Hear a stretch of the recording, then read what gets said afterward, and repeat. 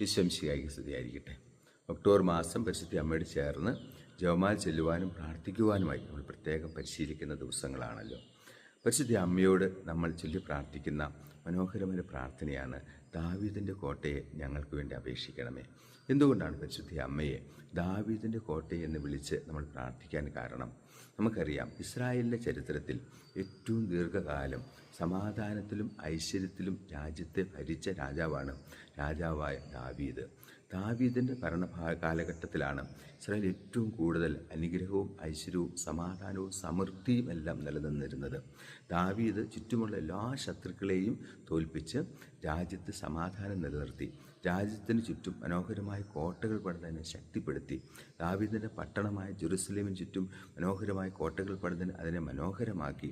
അങ്ങനെ ദാവീദിൻ്റെ ഭരണകാലഘട്ടം പോലെ ഇസ്രായേലിൽ സമൃദ്ധിയും ഐശ്വര്യവും നിലനിന്നതുപോലെ നമ്മുടെ എല്ലാം ജീവിതത്തിലും സമാധാനവും സമൃദ്ധിയും ഐശ്വര്യവും നിലനിൽക്കാൻ വേണ്ടി പരിശുദ്ധ അമ്മയോടുള്ള മാധ്യസ്ഥ പ്രാർത്ഥന നമ്മളെ സഹായിക്കും.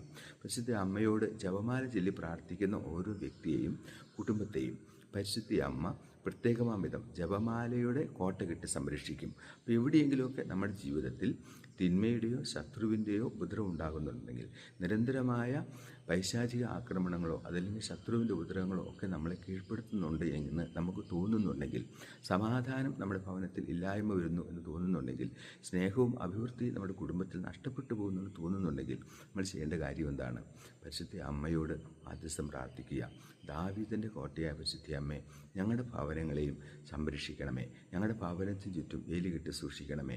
ഞങ്ങളുടെ ഭവനത്തിന് ചുറ്റും മനോഹരമായ കോട്ടകൾ കെട്ടി ഞങ്ങളെ സംരക്ഷിക്കണമേ എന്ന് പരിശുദ്ധ അമ്മയോട് പ്രാർത്ഥിക്കുക.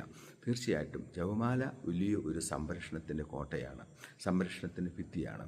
ജപമാല ചൊല്ലി പ്രാർത്ഥിക്കുന്ന ഓരോ ഭവനത്തിനും ചുറ്റും പരിശുദ്ധ അമ്മ ജപമാലയുടെ കോട്ട കെട്ടി സംരക്ഷിക്കും. ഒരു ശത്രുവും നമ്മുടെ ഭവനത്തെ ഉപദ്രവിക്കുകയില്ല. ഒരു തിന്മയും നമ്മുടെ കുടുംബത്തിൽ കയറുകയില്ല. ഒരു പാപത്തിൻ്റെ ആധിപത്യവും നമ്മുടെ വ്യക്തിപരമായ ജീവിതത്തെ ആക്രമിച്ച് കീഴ്പ്പെടുത്താതെ പരിശുദ്ധ അമ്മയുടെ മാതൃശക്തി നമ്മളെ സംരക്ഷിക്കും. അതുകൊണ്ട് നമുക്കിന്ന് പരിശുദ്ധ അമ്മയോട് പ്രാർത്ഥിക്കാം. ദാവീദിൻ്റെ കോട്ടയായ പരിശുദ്ധ അമ്മേ, ഞങ്ങളുടെ ഭവനത്തിന് ചുറ്റും ജീവിതത്തിന് ചുറ്റും അമ്മ വേലി കെട്ടി സൂക്ഷിക്കണമേ. അമ്മ കോട്ടയായിട്ട് നിൽക്കണമേ. അമ്മയുടെ ദൂതന്മാരെ സംരക്ഷണമായി ഞങ്ങൾക്ക് കാവലായി ഏർപ്പെടുത്തണമേ.